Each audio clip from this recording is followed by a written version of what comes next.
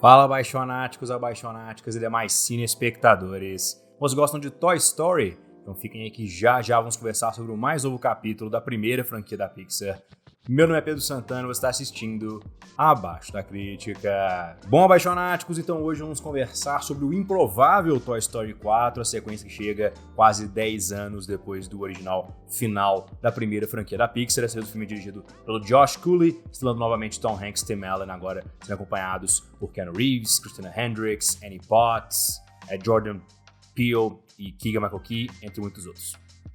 Engraçado como é que eu esqueci o nome do Jordan Peele por 2 segundos, mas enfim. Então Toy Story 4 acompanha os eventos depois do final de Toy Story 3, evidentemente, quando os brinquedos do Andy agora se tornaram os brinquedos da Bonnie. E a Bonnie está entrando numa nova fase da sua vida, começando o jardim de infância. Tendo dificuldade de fazer amigos, ela acaba criando literalmente seu próprio amigo, o Forky, que tem uma dificuldade também de se aceitar como brinquedo, o que gera uma série de complicações quando eles vão em uma viagem de família. A direção aqui é do Josh Cooley e essa é a estreia dele na direção de um longa, apesar de já ter trabalhado na Pixar por muito tempo como roteirista, né? Ele foi roteirista tanto no filme Up quanto em Divertidamente e realmente faz um trabalho muito legal aqui para um diretor de primeira viagem, especialmente considerando que um filme animado tem várias complicações e várias situações diferentes do que um filme live action, né? A gente tem aqui um planejamento muito mais necessário para questões de movimento de câmera, questões de planejamento de tomadas, questões de composição, porque uma vez que você começou a trabalhar nessas composições, é um pouquinho mais complexo alterar essas situações depois, já que a renderização das animações demora tanto tempo. E aqui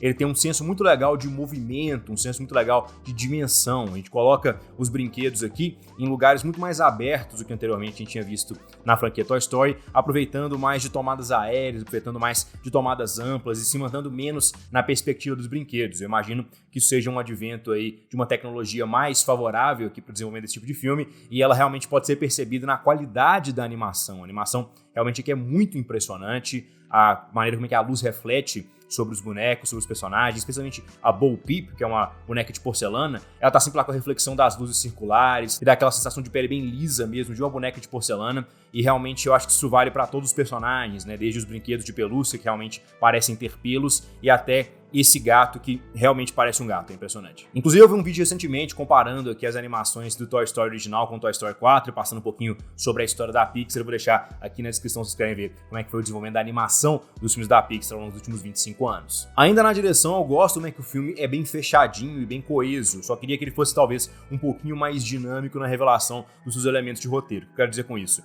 Eu acho que a gente volta mais de uma vez dentro de uma mesma situação na narrativa de maneira um pouquinho superficial e de forma que acaba sendo redundante. Então acho que o filme poderia ter tirado algumas cenas ou talvez substituído essas cenas por outras levemente diferentes para que a gente não tivesse uma sensação de repetição tão forte nesse filme aqui, pelo menos na minha opinião. Apesar disso, a direção consegue ser variada o suficiente para que mesmo nessa situação de repetição a gente ainda tenha situações diferentes de ação, de movimento de câmera, de composição de personagens, etc. Nas situações eu procurei propositalmente o filme legendado porque eu acho que a gente perde muito do filme original com a dublagem, não necessariamente porque a dublagem é ruim, mas porque ela não é feita sob medida para os personagens, né? Que a gente tem o Tom Hanks se comportando como Woody, isso sendo interpretado pelo Tom Hanks da mesma forma que é interpretado pelos artistas de animação, né? A maneira como é que a boca dele mexe, a maneira como é que os olhos dele interagem com o ambiente, coisa nesse sentido. Então acho que você perde muito do filme original tendo uma dublagem. Claro, isso não é necessariamente um problema, especialmente para quem já está acostumado com a dublagem desde lá de 95, especialmente porque temos dubladores muito bons, como é o caso do Guilherme Briggs. Mas tendo o áudio original, eu escolheria essa opção. Aqui no áudio original a gente consegue continuar observando o desenvolvimento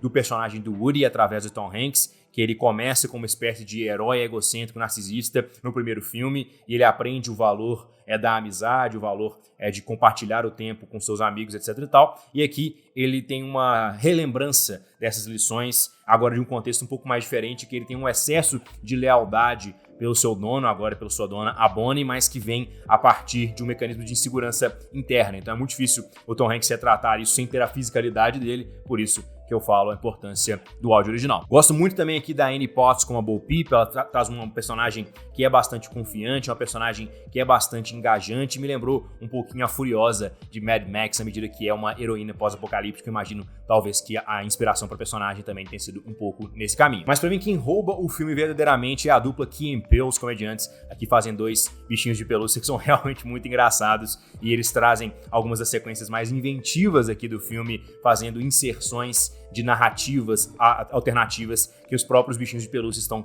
falando sobre. Eu acho que eles vão entender muito bem do que se trata ao ver o filme, mas basicamente me lembra aquelas inserções que o Guy Ritchie gosta de fazer em seus filmes, né? Personagens conversando sobre planos e esses planos sendo mostrados na tela simultaneamente. Realmente é uma das partes mais legais que eu achei do filme. No roteiro, eu acho que Toy Story 4 consegue expandir o suficiente do mundo do Toy Story para não ficar muito próximo daquilo que tinha sido apresentado anteriormente, mas aqui ele aposta em um elemento que não era tão utilizado assim nos filmes anteriores, pelo menos não nessa intensidade. Esse filme aqui é muito engraçado. Talvez isso dê pela participação justamente do Key & Peele e da sequência que eu acabei de citar, mas eu acho que em geral o filme abraça um tom de comédia muito mais forte, o que é interessante para separar ele dos demais capítulos da franquia, né? O Toy Story 3 é bem mais emocional, o Toy Story 2 tem uma vibe um pouquinho mais de aventura, quase Indiana Jones, o Toy Story 1 é bem mais contido e bem mais dramático e acaba tendo algumas limitações por conta da sua animação, e aqui o Toy Story 4 ele pega elementos de tudo isso, mas ele entra de cabeça na comédia, algo que eu pessoalmente gostei muito. O filme é bem mais engraçado que os demais, os atores conseguem trabalhar em conjunto de forma muito harmônica, a química está muito presente entre o Keanu Reeves, entre o Tim Allen, entre o Woody, queridíssimo Tom Hanks, também Annie Potts, Christina Hendricks, todo mundo está muito bem sintonizado no tom do filme, no tom da comédia, e eu acho que isso funciona bem demais para esse filme, para se diferenciar como um filme da franquia Toy Story. Como eu já disse, o único ponto que eu não gostei aqui é que de vez em quando o roteiro não sabe muito bem para onde ir e acaba se repetindo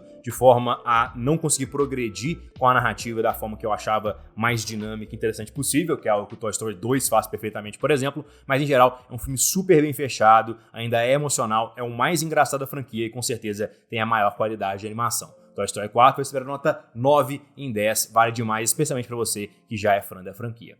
Fã da franquia. Então é isso aí, espectadores, tá? Do vídeo, clique na marca para se inscrever no canal, se tornem apaixonados ou apaixonáticas e fazer parte da crítica. Claro, deixem aqui nos comentários o que vocês acharam de Toy Story 4, se vocês gostaram, se vocês não gostaram, tudo sempre muito válido. Tem esse YouTube. Até a próxima.